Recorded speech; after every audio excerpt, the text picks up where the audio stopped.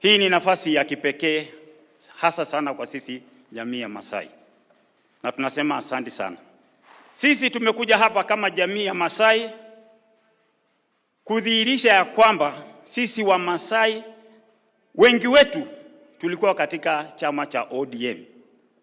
Tuko hapa kudhihirisha ya kwamba wewe na serikali yako tuko nyuma yako.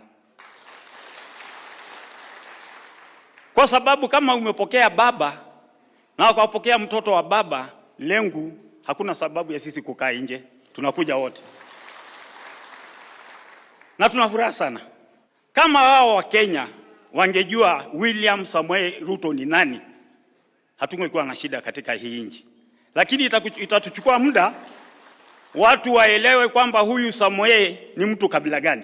Na nataka tu kuwaambia hawa, huyu rais wa Kenya ni mtu wa maana.